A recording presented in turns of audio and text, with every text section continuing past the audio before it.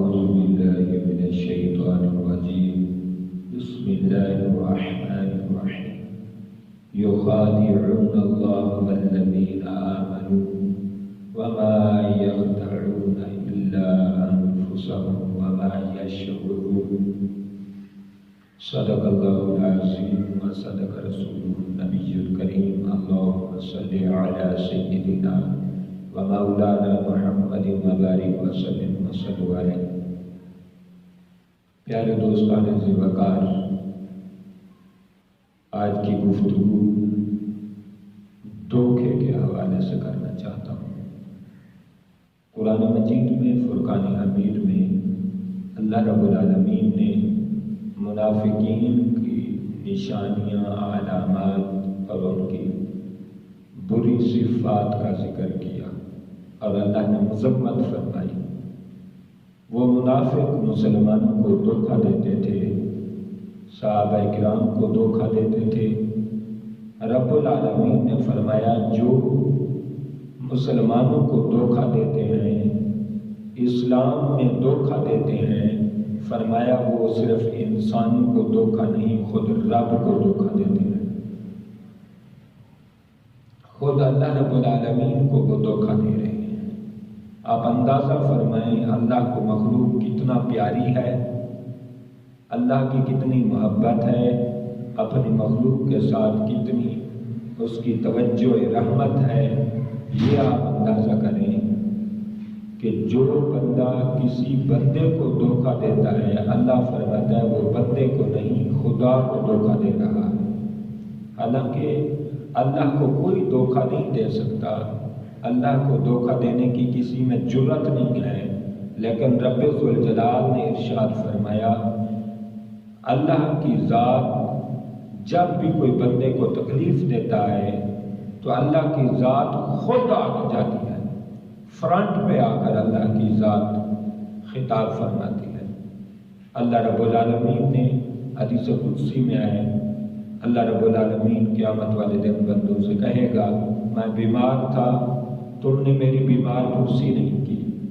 عرض کی جائے گی مالک کائنات کو شفا دینے والے، تو بیماری اور اس جیسی اور چیزوں سے تو پاک ہے۔ فرمایا میں پاک ہوں، لیکن اللہ اپنی ذات، اپنی شان، اس کو پتہ ہے میری شان میں فرق نہیں آ سکتا، میری عزت میں فرق نہیں آ سکتا، لیکن بندے کی عزت بڑھانے کے لیے، بندے کی عظمت بڑھانے کے لیے رب کریم خود آگے آ جاتا ہے۔ لہذا قرآن مجید میں فرمایا کہ جو دھوکہ دیتا ہے اللہ کو، ایمان والوں کو، وہ نہیں دھوکہ دیتا مگر اپنے آپ کو۔ جو اپنے آپ آج بہت چالاک بنتے ہیں، ہوشیار بنتے ہیں اور جگہ جگہ دھوکہ دیتے ہیں، اللہ رب العالمین نے فرمایا یہ انسانوں کو کب دھوکہ دے رہے ہیں، یہ تو رحمان کو دھوکہ دے رہے ہیں۔ تو دھوکہ بہت گندی مرض ہے، نجاست غلیظہ ہے۔ اسلام اور دھوکہ ایک سینے میں جمع نہیں ہو سکتے۔ اسلام کا نور بھی ہو اور دھوکے کی غلیظ اور نجاست غلیظہ بھی ہو، ایک دل میں دو متضاد چیزیں نہیں آ سکتی۔ ٹو اپوزٹ تھنگز، دو متضاد چیزیں ایک دل میں جمع نہیں ہو سکتی۔ پیارے دوستوں، پتہ چلتا ہے دھوکہ اور اسلام دو متضاد چیزیں ہیں، دو مخالف چیزیں ہیں، اپوزٹ چیزیں ہیں، لہذا دھوکے سے بچنا چاہیے۔ حدیث پاک میں آتا ہے سیدنا عمر فاروق رضی اللہ تعالیٰ عنہ کی بارگاہ میں ایک کیس لایا گیا کہ ایک بندے نے سیاہ خضاب لگایا تھا، اپنی داڑھی کو، اپنے بالوں کو کالا کلر کیا تھا۔ وہ جوان بن گیا، پھر اس کی شادی ہوئی۔ شادی کے بعد جب اس نے اپنا ایک دو دن میں منہ دھویا تو ساری اس کی داڑھی سفید نکل آئی، بال سارے سفید، اس کی ساری کالک اور سیاہی اتر گئی۔ تو یہ کیس جناب عمر رضی اللہ تعالیٰ عنہ کی طرف لایا گیا۔ یہ احیاء العلوم میں امام غزالی رحمۃ اللہ علیہ نے نقل کیا ہے۔ حضرت عمر فاروق کی بارگاہ عدالت میں جب یہ کیس لایا گیا، سیدنا عمر فاروق رضی اللہ تعالیٰ عنہ نے اسے ڈرے مارے اور سزا دی اور فرمایا تو دھوکہ دیتا ہے، آپ نے اس نکاح کو ختم کر دیا، فسخ کر دیا، اس نکاح کو ختم کر دیا، فرمایا جو دھوکہ دیتا ہے وہ ہم میں سے نہیں ہے۔ آج دیکھیں ہم کس کس قدر دھوکے دے رہے ہیں۔ ہر مسلمان، ہر بندہ ایک دوسرے کو دھوکہ دے رہا ہے، ہر بندہ ایک دوسرے کو دھوکہ دے رہا ہے۔ پیارے دوستو، جب ہم ایک دوسرے کو اتنا دھوکے دیں گے، اتنا ہم دھوکے باز بن جائیں گے، کیا بنے گا؟ ہم کس چیز کے اسلام کے دائی ہیں؟ ہم کس چیز کے نام لیوا مسلمان ہیں؟ ہمارے اندر کیا مسلمانوں والی صفات ہیں؟ میرے آقا علیہ السلام نے تو دھوکے سے پاک کر دیا تھا اپنی پاک سرزمین کو۔ مدینہ شریف میں کوئی کسی کو دھوکہ نہیں دیتا تھا، حتیٰ کہ 30 دن ایک عورت اگر چلتی رہتی، جنگلوں میں چلتی رہتی، اسے کوئی فکر اور خوف نہیں ہوتا تھا۔ آج کیا ہے؟ آج ہر بندہ رو رہا ہے، کسی کا کاروبار اچھا بھی ہے، رو رہا ہے۔ آپ چھوٹے سے چھوٹے طبقے کاروباری، چھوٹے سے چھوٹے طبقے ریڑھی والے کو دیکھ لیں، ریڑھی والے نے اپنے فروٹ جب لگاتا ہے اچھے آگے لگا دیتا ہے اور ناقص پیچھے لگا دیتا ہے۔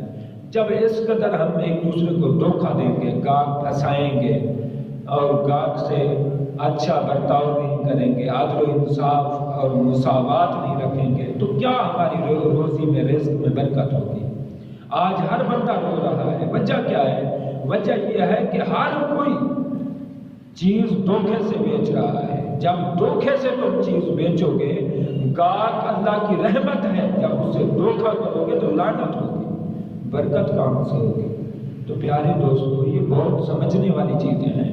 آج دیکھیں، جو چیز پروڈکٹ بن رہی ہے، جو چیزیں بن رہی ہیں، کہیں ٹرافیاں بن رہی ہیں، کہیں بسکٹس بن رہے ہیں، تو اس میں جو چیزیں ملائی جا رہی ہیں، بسکٹ کی فیکٹری والا اور ٹرافی کی فیکٹری والا اور بوتل کی فیکٹری والا خود اپنی پروڈکٹ نہیں کھاتا، جو اپنی تیار کرتا چیزیں ہیں وہ استعمال نہیں کرتا، کیونکہ اسے پتہ ہے کہ میں نے کیا ڈالا ہوا ہے، کیا میں نے میٹیریل اور مواد میں ڈالا ہے، اور کتنا وہ خالص ہے، کتنا وہ ناقص ہے، یہ سارا پتہ ہوتا ہے۔ اس لیے اپنی چیز آج وہ استعمال نہیں کرتے۔ جب اتنی دھوکہ ہوگا، جب ہم اپنی چیز خود استعمال نہیں کر سکتے، تو ہم دوسرے مسلمانوں کے لیے کیسے میرے حضور نے فرمایا، مسلمان وہ ہے جو خود جو چیز پسند کرے وہی اگلے مسلمان بھائی کے لیے پسند کرے۔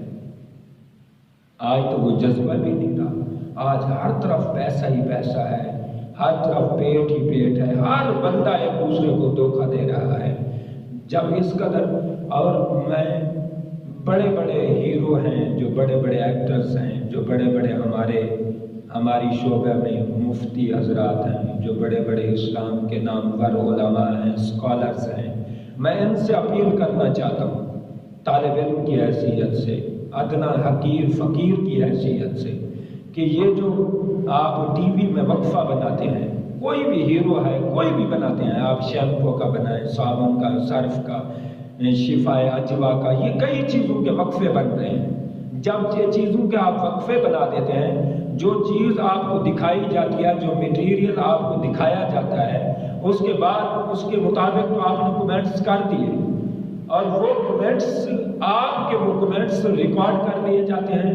جب وہ ریکارڈ کر لیے جاتے ہیں تو ٹی وی پر لائے جاتے ہیں، اور جب آپ کی وہ باتیں آ جاتی ہیں کہ شفائے اجوا اچھی چیز ہے، فلاں صابن صرف اچھی چیز ہے، پھر جب وہ تمہاری آواز کے ساتھ دھوکہ دیتے ہیں لوگوں کو کہ ناقص مال استعمال کر کے، ناقص چیزیں تیار کر کے آگے آپ کی تصویر اور آپ کی آواز کو لگا کر لوگوں کو دھوکہ دے رہے ہیں، یہ آپ بھی شامل ہو رہے ہیں دھوکے میں، کیونکہ میٹیریل ہمیشہ اچھا تو نہیں ڈالا جاتا، ہمیشہ تو اعلیٰ معیار سے تو میٹیریل پاکستان میں جو صورتحال ہے وہ آپ کے سامنے ہے، کسی سے ڈھکی چھپی نہیں ہے، ہر بندہ جانتا ہے اپنے معاملات اور حالات کو، اور پاکستان کے حالات و معاملات کو ہر بندہ بہتر سمجھتا ہے، لیکن اس کے باوجود آپ ریکارڈ کرا لیتے ہیں، اور آپ کی وہ بات اور آپ کے وہ کمنٹس ساری زندگی وہ آپ کے ایسی کمنٹس پر وہ اپنا چلاتے رہتے ہیں، دھوکے بازی کرتے رہتے ہیں، فراڈ کرتے رہتے ہیں۔ تو پیارے دوستو، یہ بہت بڑا جرم ہے۔ کبھی کسی کی شہرت کے لیے، کبھی کسی کی کمپنی کی اجارہ داری کے لیے کمپنی کی، کبھی کسی کی گارنٹی نہ دیں۔ آج جو وقت ہے، ہر بندہ آج دھوکہ کر رہا ہے، ہر بندہ ظلم کر رہا ہے، میٹیریل چینج کر لیتے ہیں، پھر وہی باتیں آپ کے آگے کر کے وہ کمائی جا رہے ہیں۔ اور دوسری بات، ایک اور اہم پوائنٹ یہ ہے آقا علیہ الصلوۃ والسلام کی ذات مبارک۔ آپ پہلے تو یہ سمجھ لیں، جو چیزیں اللہ رب العالمین نے آپ کو عطا فرمائی ہیں، بزرگی عطا فرمائی ہے، اسلام عطا کیا ہے، علم عطا کیا ہے، عمل عطا کیا ہے، آپ کی سیرت، آپ کی صورت بہت خوبصورت ہے، تو آپ جیسے خوبصورتی آپ کے چہرے پر ہے، خوبصورتی آپ کے عکس پر ہے، جو لوگ آپ پر اعتماد کرتے ہیں آپ ان کو دھوکہ بھی نہ دیں۔ میرے حضور علیہ الصلوۃ والسلام ایک دفعہ آپ چلے، ایک جگہ پہ تمبو لگے ہوئے تھے، کوئی مسافر راہگیر آئے تھے، آقا علیہ الصلوۃ والسلام وہاں پہنچے، خیریت دریافت کی، سلام کیا، سلام کے بعد خیریت دریافت کے بعد آپ نے ایک اونٹ دیکھا، بہت خوبصورت اونٹ تھا، آپ نے فرمایا بیچو گے؟ انہوں نے کہا ہاں بیچتے ہیں۔ تو معاملات طے پا گئے۔ جب وہ معاملات طے پا گئے تو پھر وہ آقا علیہ الصلوۃ والسلام نے فرمایا اچھا میں اونٹ لے جاتا ہوں، پیسے میں پہنچا دوں گا۔ اب جب آقا علیہ الصلوۃ والسلام وہ اونٹ مبارک لے کر گھر آئے تو وہ آپس میں راہگیر آپس میں باتیں کرنے لگے، یار ہم نے دے تو دیا ہے، نہ ہم نے اس کی ذات پوچھی، نہ ہم نے اس کے گھر کا پتہ پوچھا، نہ ہم نے ایڈریس پوچھا، ہم نے نہ خاندان پوچھا، نہ گھر پوچھا، کوئی چیز نہیں پوچھی، ہم نے بغیر کہے دے دیا۔ دوسرے نے کہا ہاں غلطی تو کی ہے، پوچھنا تو چاہیے تھا ان کا ایڈریس وغیرہ اور کتنے دن میں وہ دے جائیں گے، ساری معلومات تو لینی چاہیے تھی۔ بہرحال معلومات نہ لے سکے۔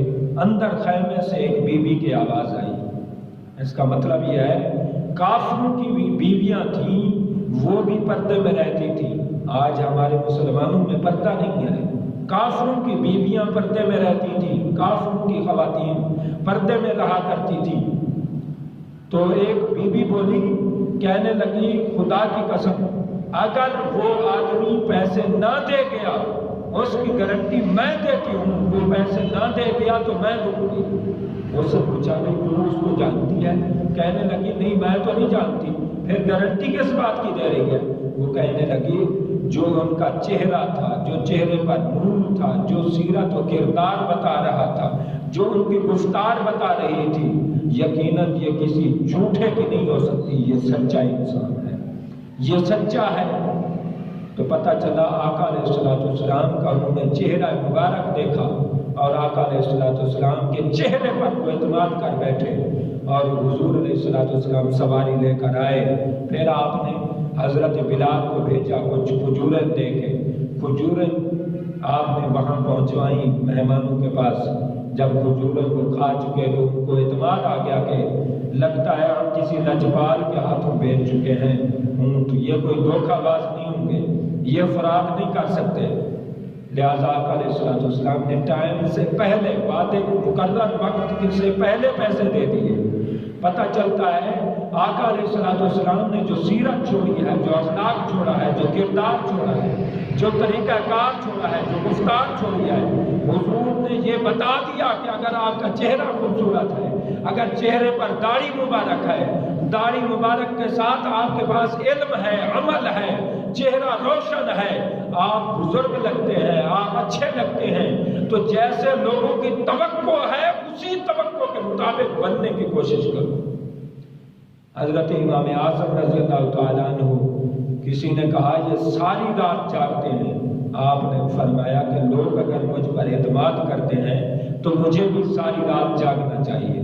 آپ اس کے بعد زندگی بھر ساری رات شب بیداری کرتے، تہجد گزاری کرتے، نمازیں ادا کرتے، قرآن پڑھتے، نوافل پڑھتے، اور اسی طریقے میں آپ ساری رات گزارتے کہ لوگ مجھ پر یہ توقع رکھتے ہیں تو مجھے بھی ایسا بننا چاہیے۔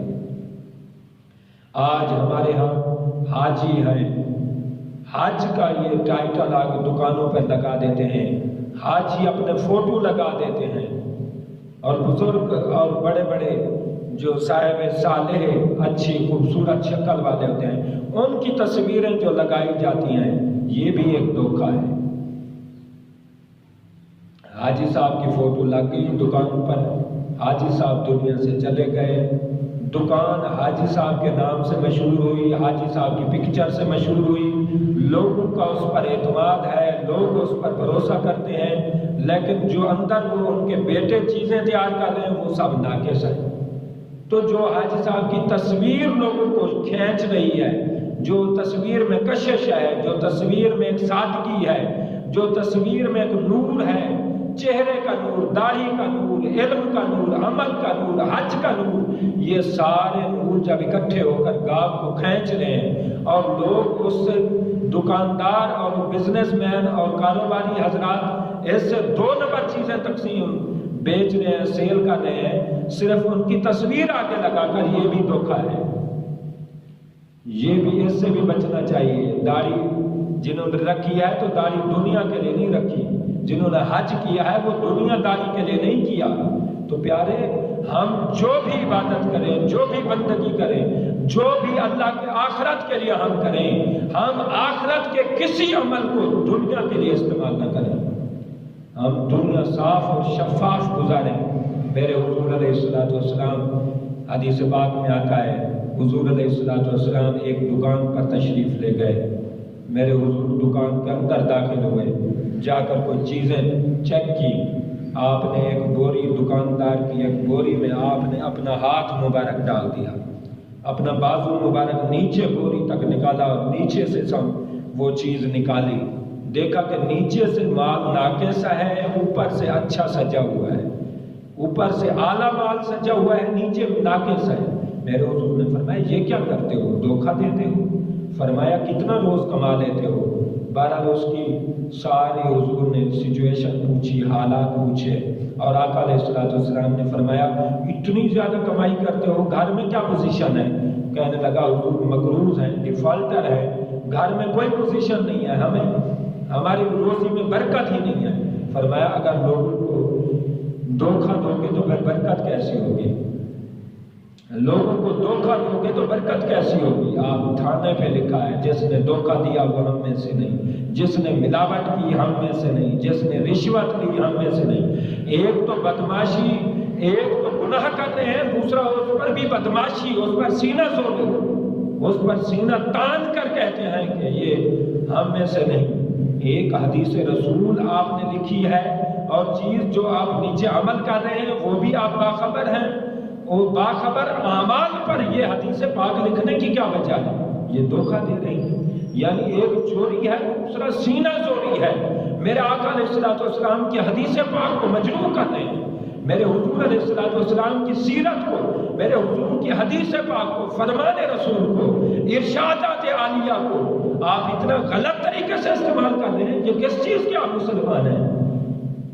ہاتھ بے زور ہے، الہات سے ہوگر، تم امتی باعث رسول پیغمبر ہو، تم امتی باعث رسوائی پیغمبر ہو۔ آج حضور کو ہم نے بدنام کر دیا۔ حضور کی باتیں جس سے دنیا فیضیاب ہوتی، دنیا کامیابی حاصل کرتی، ہم ان باتوں کو لکھ کر دنیا کما رہے ہیں۔ ارے لعنت ہے ایسی کمائی پر، ایسے پیسے پر، ایسی جائیداد پر، ایسے بچوں کے خوراک پر، خدا کی قسم ایسے گھروں پر، ایسی بلڈنگوں پر، اور بلڈنگ حرام کے پیسوں سے بنتی ہے، اوپر سے لکھا جاتا ہے ھذا من فضل ربی، یہ میرے رب کا فضل ہے۔ یار حرام چیز میں رب کا فضل کیا چیز ہے؟ کوئی آپس میں جوڑ ہی نہیں ہے۔ پیارے آقا علیہ السلام نے پھر اس دکاندار سے فرمایا تیرے اوپر قرضہ چڑھا ہے، تو کہتا اتنا کماتا ہوں؟ کہنے لگا کماتا ضرور ہوں مگر برکت نہیں ہے۔ میرے حضور نے فرمایا یہاں برکت نہیں ہے، وہاں کی سنا دوں؟ یہاں تو پریشان ہے، وہاں کی سنا دوں؟ حضور نے ایک اور حدیث سنائی، فرمایا جب یہ دھوکے باز قیامت والے دن اللہ کے حضور پیش ہوگا، اللہ رب العالمین جنت میں ایک سیڑھی لگا دے گا، جنت میں ایک سیڑھی لگوائی جائے گی۔ جب سیڑھی لگ جائے گی اللہ فرمائے گا چل، دھوکے باز کو اللہ فرمائے گا چل سیڑھی سے چڑھ کر جنت میں چلا جا۔ وہ جب سیڑھی پہ چڑھے گا، چڑھتا چڑھتا سٹیپ بائی سٹیپ چڑھتا چڑھتا جب آخری سیڑھی پر قدم رکھے گا اس کا قدم سلپ ہوگا، وہ نیچے گر جائے گا، پھر چڑھے گا، کیونکہ جنت میں تو جانا ہے، جنت کے بغیر تو گزارا نہیں، تو وہ پھر چڑھے گا، پھر جب آخری سیڑھی پر ہوگا پھر گر پڑے گا، پھر چڑھے گا، پھر گر پڑے گا۔ فرمایا وہ کبھی بھی جنت میں داخل نہیں ہو سکتا، جس نے دھوکہ دیا وہ جنت میں بھی داخل نہیں ہو سکتا۔ اور یہ حسرت حسرت میں افسوس ہے، ساتھ افسوس کرتا کرتا وہاں تک چڑھتا رہے گا اور گرتا رہے گا، جنت دیکھتا بھی رہے گا مگر جنت میں جا نہیں سکے گا۔